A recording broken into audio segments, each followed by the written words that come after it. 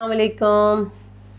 हम फाइनली अर्थ पर मौजूद हैं और अर्थ अपने ब्रदर प्लैनेट्स के साथ मिलकर सूरज का चक्कर लगाती है। इसको हम कहते हैं सोलर सिस्टम। सूरज एक सितारा है। इस तरह से लाखों करोड़ों मिलियंस एंड बिलियंस स्टार्स मिलकर कहकशां बनाते हैं गैलेक्सी, और हमारी गैलेक्सी का नाम है मिल्की वे। कि बहुत बड़ी गैलेक्सी है जिसमें तकरीबन 400 अरब सितारे हैं और ज़्यादातर सितारों के अपने प्लानिटरी सिस्टम मौजूद हैं। इसके अलावा गैलेक्सीज़ में asteroids, meteoroids, comets, clouds of dust and gas मौजूद होती हैं। और गैलेक्सीज़ में मुख्तलिफ़ किस्म के ब्लैक होल्स भी मौजूद होते हैं। ब्लैक होल की दुनिया एक बहुत पुरस्रार दुनिया है, और ख्याल किया जाता है कि हर बड़ी गैलेक्सीज़ में एक बहुत बड़ा मैसिव ब्लैक होल मौजूद होता है जो इस गैलेक्सी का महवर और मरकज़ होता है। ऐसे मरकज़ी ब्लैक होल को सुपर मैसिव ब्लैक होल कहते हैं। इस गैलेक्सी का ये सेंटर ऑफ ग्रेविटी होता है और उसकी ज़बरदस्त ग्रेविटेशनल पुल की वजह से गैलेक्सी का वजूद बरकरार रहता है।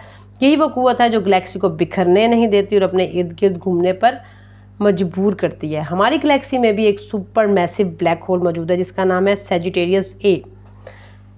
यही मिल्की वे पर हुक्मरानी करता है। इस तरह कायनात में ऐसी बिलियंस ऑफ गैलेक्सीज़ मौजूद हैं, और जहाँ हमारी गैलेक्सी मौजूद है वहाँ गैलेक्सीज़ का एक झुंड मौजूद है जिसे हम कहते हैं लोकल ग्रुप। इसमें 50 के करीब छोटी बड़ी गैलेक्सीज़ मौजूद हैं, और हमारी नेबरिंग गैलेक्सी का नाम है एंड्रोमेडा जिसमें हमारी मिल्की वे से भी ज़्यादा तकरीबन 500 बिलियन स्टार्स मौजूद हैं। और ये इम्कान मौजूद है कि इसका हमारे से तसादुम हो जाए, और ये हमसे 2 मिलियन लाइट ईयर के फासले पर मौजूद है। कायनात में तग़य्युर और तबद्दुल का सिलसिला जारी रहता है, और माहिरीन का ख़याल है, इम्कान है कि मिल्की वे और एंड्रोमेडा टकरा कर मिल्कोडोमेटा में बदल जाए, क्योंकि एंड्रोमेडा हमारी तरफ 4 लाख किलोमीटर पर आवर से सफ़र कर रही है। कायनात में 3 किस्म की गैलेक्सीज़ मौजूद रहती हैं, एक स्पिरल गैलेक्सी, एक एलिप्टिकल और irregular. Spiral barred Galaxy milky वे भी इसी से ताल्लुक़ रखती है, और तकरीबन 80 to 85% गैलेक्सीज स्पिरल गैलेक्सी से ही ताल्लुक़ रखती हैं। इनकी आर्म्स होते हैं जिसमें कि न्यू स्टार्स होते हैं, और जिसका सेंटर होता है जिसके अंदर से ओल्ड स्टार्स बनते हैं। इनकी तस्वीर आप इस पे देख सकते हो। इसके अलावा एलिप्टिकल जो कि सर्कल में होती हैं और कुछ बेजवी शक्ल की होती है, इसके अंदर ज़्यादातर ओल्ड स्टार्स होते हैं। इर्रेगुलर गैलेक्सीज़ की ख़ास शेप नहीं होती, इसमें न्यू स्टार्स की फॉर्मेशन होती रहती है। अब थोड़ा सा गहराई में गौर करके देखते हैं। इस वक्त हमारी ज़मीन लगातार 30 किलोमीटर पर सेकंड की रफ्तार से मुसलसल सूरज के गिर्द घूम रही है। इसकी हरकत हम महसूस नहीं कर सकते क्योंकि किसी चीज़ की मूवमेंट का इन्हिसार इसके रेफरेंस पॉइंट पर होता है। ऐसे ही जैसा कि आप ट्रेन में मौजूद हो तो ट्रेन में मौजूद आप और आपके साथ की अशिया मूव नहीं कर रही होती लेकिन मुसलसल सफ़र में होती हैं। बिल्कुल यही फार्मूला हमारी कायनात पे लगता है कि आप 30 किलोमीटर पर सेकंड से सूरज के गिर्द घूम रहे हैं, और इससे आगे बढ़ें तो बहुत से प्लैनेट भी सूरज के गिर्द चक्कर लगा रहे हैं, और हमारी तरह लाखों सूरज जैसे सितारे जिनके गिर्द इनके प्लैनेटरी सिस्टम मौजूद हैं। और मिल्की वे में मौजूद उसके मिड के सेंटर पॉइंट में एक सुपर मैसिव ब्लैक होल के गिर्द उसकी शदीद तरीन ग्रेविटी की वजह से चक्कर लगा रहा है, और आप और मैं सूरज ही नहीं बल्कि उस ब्लैक होल के गिर्द भी चक्कर लगा रहे हैं जिसकी स्पीड 130 किलोमीटर पर सेकंड है, मगर हमें ये मूवमेंट महसूस नहीं होती। अब तक साइंसदानों का ख्याल था कि इसके आगे मिल्की वे पर कोई और मूवमेंट असरअंदाज नहीं कर सकती, लेकिन अचानक से एक नए ऑब्जेक्ट की ने हैरान करके रख दिया। यानी कि हमारी मिल्की वे भी स्टिल नहीं है, ये भी हर सेकंड किसी तरफ खींची जा रही है, जिसको हमने द ग्रेट अट्रैक्टर का नाम दिया, और ये स्पीड 600 किलोमीटर पर सेकंड से भी ज़्यादा थी। ये क्या है? इसका साइज़ कितना होगा जो हमारी सोच से भी बड़ा होना चाहिए, जिसका न्यूटन का फार्मूला है कि जिसका मैस जितना ज़्यादा होगा उसकी ग्रेविटी भी उतनी ही ज़्यादा होगी। बिल्कुल ऐसे ही जैसे कि सूरज हमारी ज़मीन से 13 लाख गुना बड़ा है, यानी कि हम एक सूरज में 13 लाख ज़मीनें समा सकती हैं। इसीलिए सूरज अपने प्लैनेट्स को लेकर ना सिर्फ मिल्की वे के गिर्द बल्कि उस मैसिव ब्लैक होल के गिर्द भी चक्कर लगा रहा है, क्योंकि ब्लैक होल का मैस इतना ज़्यादा है कि वो 1 लाख लाइट ईयर की दूरी के बावजूद अपने गिर्द घूमने पर मजबूर कर रहा है। पूरी दुनिया में सबसे ज़्यादा स्पीड होती है लाइट की, स्पीड ऑफ लाइट, जो कि 1 सेकंड में 3 लाख किलोमीटर का सफ़र तय करती है। इसको ऐसा ही लें जैसे कि आप 1 सेकंड में चांद पर पहुंचे और वापस आ जाएं, या फिर आप 1 सेकंड में ज़मीन के 7 चक्कर लगाएं। इसी स्पीड से आप अगर मूव करें तो पूरी मिल्की वे पर आप 1 लाख साल में सफ़र कर पाएंगे उसके एंड तक। तो अंदाज़ा लगाएं कि ये ब्लैक होल कितना था जिसने 1 लाख लाइट ईयर पर फैली हुई गैलेक्सी को अपने गिर्द घूमने पर मजबूर किया हुआ है। तो अंदाज़ा लगाएं कि ये हज़ारों गैलेक्सीज़ को अपनी तरफ खींचने वाला कितना ताकतवर होगा, जो मिल्की वे अपने लोकल ग्रुप के साथ मिलकर 1 मिलियन गैलेक्सीज़ के साथ एक क्लस्टर बनाती है जिसको हम कहते हैं विर्गो सुपर क्लस्टर, और ये 100 मिलियन लाइट ईयर पे फैला हुआ है। इसका मैस इतना ज़्यादा है, इसकी ग्रेविटी इतनी ज़्यादा है, जिसकी वजह से ये इलाके आपस में जुड़े रहते हैं और हमें कैमरे की आँख यानी कि हबल टेलीस्कोप की मदद से मकड़ी के जालों की तरह नज़र आते हैं। अगर इनकी दूरी बढ़ा दी जाए तो ये स्ट्रक्चर बरकरार नहीं रह सकता। इस तरह 1980 में पता चला कि मिल्की वे 400 मज़ीद गैलेक्सीज़ के साथ एक ख़ास पॉइंट की तरफ मूव कर रही है, तो इन्होंने ग्रेट अट्रैक्टर का नाम दिया था। इसका मैस 10 मिलियन बिलियन से भी ज़्यादा होना चाहिए, हमारा दिमाग इसको इमेजिन भी नहीं कर सकता। और इसके मैस को ग्रेविटेशनल फार्मूले की मदद से और कॉस्मिक माइक्रोवेव बैकग्राउंड रेज की मदद से कंफर्म किया गया। ये रेज जो कि एक नुक्ते से फटकर पूरी कायनात में फैल गई थी।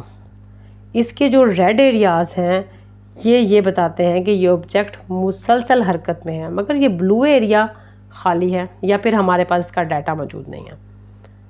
अब मिल्की वे का और मज़ीद गैलेक्सीज़ का इसी मॉडल पर मुताला किया गया तो पता चला कि ये मुसलसल ब्लू एरिया की तरफ मूव कर रहे हैं और ये स्पीड 627 किलोमीटर पर सेकंड है।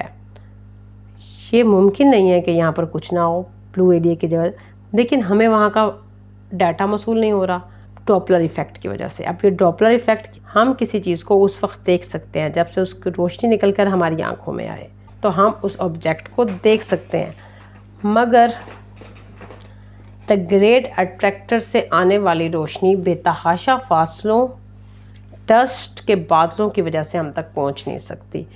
और फिर साइंसदानों ने इसका एक और हल निकाला। गैलेक्सीज़ एक्सरेज खारिज करती हैं, तो साइंसदानों ने एक्सरे सैटेलाइट लॉन्च किया और 1996 में इसका डाटा पब्लिश किया, जिसे पता चला कि ये ग्रेट अट्रैक्टर एक बहुत बड़ी गैलेक्सी है का स्ट्रक्चर है जो एक साथ मौजूद हैं और इनको नॉर्मा क्लस्टर का नाम दिया गया। इसका मैस क्वाड्रेलियन सूरज के मुताबिक था। और कहानी अभी यहीं ख़त्म नहीं हुई, बल्कि ये नॉर्मा क्लस्टर खुद एक और क्लस्टर की तरफ खींचा चला जा रहा है और इस क्लस्टर को नाम दिया गया शेबली क्लस्टर। और इस ऑब्जेक्ट को 1930 में डिस्कवर किया गया, जो कि 650 बिलियन लाइट ईयर्स की दूरी पर मौजूद है और ये गैलेक्सी समेत 8000 मज़ीद गैलेक्सीज़ को अपनी तरफ खींच रहा है, जिसका मैस 10 मिलियन बिलियन सूरज तकरीबन द ग्रेट अट्रैक्टर से 10 गुना बड़ा। तसव्वुर नहीं कर सकते। अभी भी कहानी ख़त्म नहीं हुई। अब इसके अलावा और वेला क्लस्टर जो कि हमारी गैलेक्सीज़ को अपनी तरफ खींच रहा है, और ये अब शेबली क्लस्टर से भी दूर है वेला क्लस्टर। ये तमाम गैलेक्सीज़ जिसमें the great attractor, Virgo supercluster, Centaurus supercluster, Vela और नॉर्मा क्लस्टर मौजूद हैं, इन सबको लेनिका का हिस्सा है, जो कि ऐसा दिखता है इस तरह से जालों की तरह। अब सवाल ये पैदा होता है, इन सब की मौजूदगी में हमारा मुस्तकबिल क्या होगा, जो हम हमें लगातार अपनी तरफ कितनी स्पीड से खींच रहे हैं। तो इसका जवाब ये है, ये कायनात हर लम्हा फैल रही है। इसको आप ऐसे समझें कि आप अपने घर से 1 मीटर का फासला तय करने के लिए निकलते हैं, तो वो 1 ही सेकंड में फासला 2 मीटर हो जाता है। यानी कि हम बढ़ तो रहे हैं मगर कायनात साथ साथ वसी हो रही है और ये बहुत तेज़ी से फैल रही है यूनिवर्स। क्यों, इसकी क्या वजह है, इस तक हम कभी नहीं पहुंच सकते। इसकी वजह ये एक पहेली बनी रहेगी। इसकी वजह है डार्क एनर्जी। हमारी कायनात का 69% हिस्सा डार्क एनर्जी पर मुश्तमिल है, जिसका बारे में हमें कुछ नहीं पता। कायनात का ये फैलाव किस वजह से है, कैसा है, इसकी क्या वजूहात है, और कुछ गैलेक्सीज तो अजीबो-गरीब बर्ताव के तौर पर एक दूसरी तरफ साइड पर भी बढ़ रही हैं। इसको हम अब देख नहीं सकते और ये मुमकिन नहीं है कि इसको देख सकें, क्योंकि हम सिर्फ ऑब्जर्वेबल यूनिवर्स ही देख सकते हैं और ये हमारा 0.001% ऑफ द इंटायर यूनिवर्स जो हम देख सकें। अब कायनात क्यों फैल रही है? थोड़ा सा कुरान पाक की तरफ आइए, सूरह ज़ारियात। और हम आसमान को अपनी कुदरत से बनाया और हम इसे वुसअत दे रहे हैं। अगर मज़ीद इसके बारे में पढ़ा जाए और देखा जाए कि कुरान पाक ने इसके बारे में मज़ीद क्या बताया, तो फरमाया कि सूरज और चाँद एक दूसरे को पकड़ नहीं सकते और ये रात ना दिन से पहले आ सकती है। ये सब अपने हिसाब से दायरे में गर्दिश कर रहे हैं। सूरह अल हज, रात को दिन में दाखिल करना और दिन को रात में दाखिल करता है। इसने सूरज को चाँद को काम पर लगाया हुआ है और ये वक्त मुकर्रर तक चल रहे हैं। और फरमाया कि तुम्हारा बनाना ज़्यादा मुश्किल है या आसमान का? इसी को हमने बनाया, इसको छत को ऊंचा किया, फिर इसको बराबर किया। इसी ने रात को तारीक बनाया और दिन को धूप निकाली। और फिर फरमाया कैसा बुलंद आसमान बनाया, क्या तुम देखते नहीं हो? मज़ीद देखते हैं तो 7 जगह हमें आसमान की तादाद का भी पता चलता है कि वो भी 7 हैं। इसने 7 आसमान बनाए ऊपर तले और 7 दिनों में बनाए। तो क्या जो हमने इतनी ज़्यादा एक्सप्लेनेशन सुनी, क्या ये 7 आसमान पर मुश्तमिल है? नहीं, बल्कि कुरान इसके बारे में मज़ीद बताता है। हमने करीब के आसमान को तारों और चिरागों से जीनत दी, इनको शैतान के मारने का आला बनाया और इनके लिए दहकती आग का अजाब तैयार है। और मज़ीद अगर देखा जाए तो मज़ीद फरमाया कि ए जिनोइंस, अगर तुम ज़मीन और आसमान के किनारे से निकलने की ताकत रखते हो तो निकल जाओ। बग़ैर ताकत के तुम निकल नहीं सकते।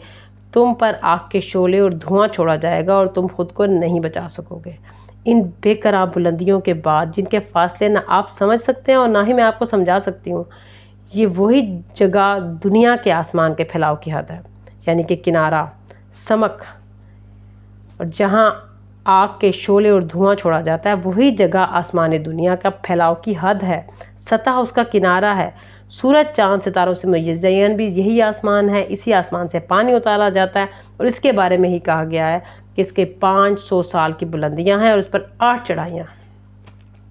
मज़ीद और जगह पर देखा जाए तो कुरान पाक ने इस आसमान के महफूज छत होने का तज़किरा किया, पलटने का तज़किरा किया और इसमें मुज़य्यन किया आसमान। मगर एक बात समझ में आती है कि ये जो सब हमने आज तक पढ़ा, ये पहले आसमान की हद तक नहीं पहुंचा। थोड़ा सा मज़ीद अगर साइंस को एक्सप्लोर करें तो हमें आसमान की लेयर्स के बारे में बताती है। सबसे पहली लेयर ट्रोपोस्फेयर है, जो कि 6.5 मील की तह है, जिसमें बादल, बारिश और तूफ़ान बनते हैं, जिसके बारे में अल्लाह ताला ने जिक्र किया। मज़ीद स्ट्रेटोस्फेयर, जिसमें वेदर भी बनता है और मीटोराइड्स भी होते हैं, जासूस तियारे भी यहीं पर सफ़र करते हैं और ओजोन की लेयर भी इसी स्फीयर में होती है और ये 31 माइल मोटी है। इससे मज़ीद ऊपर जाएँ तो मीसोस्फेयर, जिनको में शाब सगाकिब उतरते हैं, जो 53 माइल मोटी चाह है, जिसका टेम्परेचर इतना कम होता है कि इंसान वहाँ पर सर्वाइव नहीं कर सकते। इससे ऊपर मज़ीद जाएँ तो 300 माइल थिक एक और तह है, थर्मोस्फेयर, जहाँ पर मीटोराइड्स मारे जाते हैं। यहीं पर ही एरोना राइट्स, ग्रीन किस्म की लाइट्स बनती हैं, यहीं पर से बुरूज हुए और यहीं पर से स्पेस में सैटेलाइट्स और सब तमाम सैटेलाइट्स सफ़र कर रही हैं, जो कि हबल टेलीस्कोप और दूसरी टेलीस्कोप्स भी। इसके ऊपर एक्सोस्फेयर है, उसके ऊपर खरब तक फैला हुआ खला है, जिसको हम कहते हैं कार्बन लाइंस। आज तक हम कार्बन लाइन से आगे नहीं जा सके और हम तक जो आखिरी लाइट पहुंची है वो 13.8 बिलियन ईयर्स पहुंचे हैं। लेकिन कुरान तो इसके बारे में कह रहा है कि 7 आसमान है और साइंस तो हमें एक आसमान का किनारा भी नहीं दिखा पाई। तो इसके लिए अब हमें मज़ीद हदीसों का सहारा लेना पड़ेगा। हदीस मिराज, जो कि बुखारी 3887 और 14वीं सदी के एक मिस्री स्कॉलर थे हाफिज़ जलालुद्दीन सयूती। इसके अलावा हाफिज़ मोहम्मद बिन उस्मान बिन शेबा, जिन्होंने सफ़ुल अर्श में इसकी तफसीलात दी। इसके अलावा हमें बुखारी से हदीस मिलती है हदीस मिराज। इसके अलावा सनद नसाई से 449 की हदीस मिलती है। इसके अलावा मुस्लिम से 6ठे आसमान की हदीस मिलती है 411। इसके बारे में डिस्कशन करेंगे। आप ज़रा गौर से सुनिएगा। सबसे पहला आसमान दुनिया, जिसका नाम रुकैया है, और इसके अलावा फिर हज़रत आदम और अम्मा हवा भी वहीं पर ही रहते हैं, और हबीब फरिश्ते का भी रही होने का जिक्र मिलता है।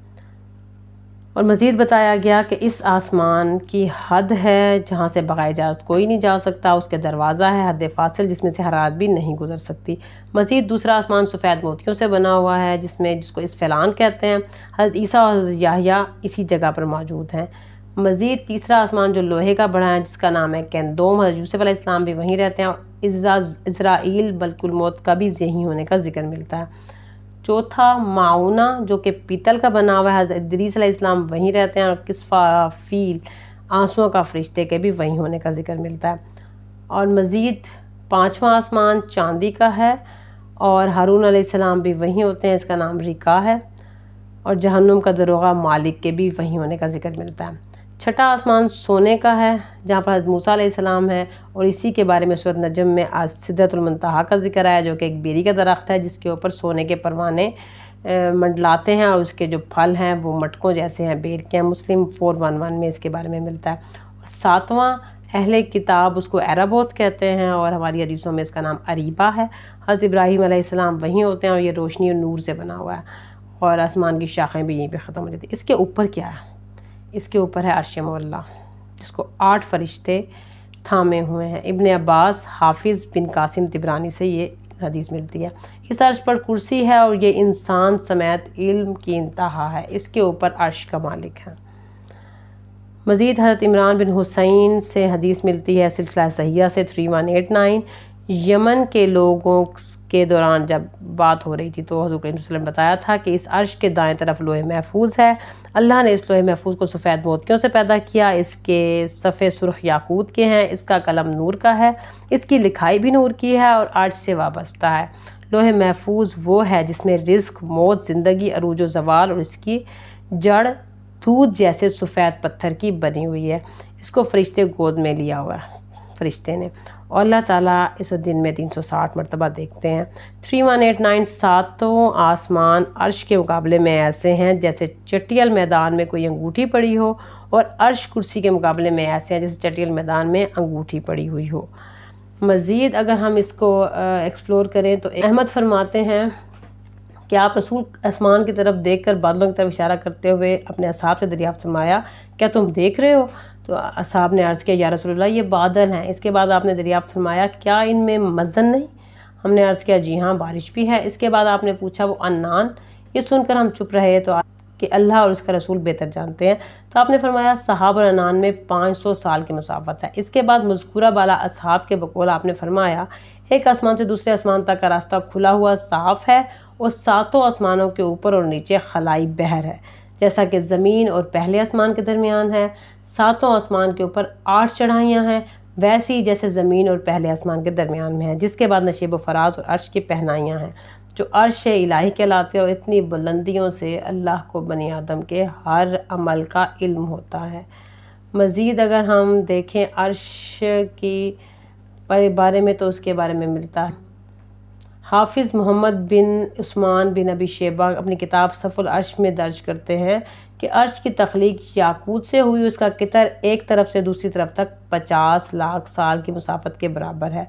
और मज़ीद एक दफ़ा आपने फरमाया कि अगर तुम दुआ मांगो तो जन्नतुल फिरदौस की दुआ करोगे जिसकी छत अर्शे बारी ताला है। इसके बाद इंशाल्लाह डार्क मैटर और ब्लैक होल्स के बारे में मज़ीद एक्सप्लोर करेंगे और नए नए राज़ों को देखेंगे। अस्सलाम वालेकुम रहमतुल्लाहि व बरकातहू।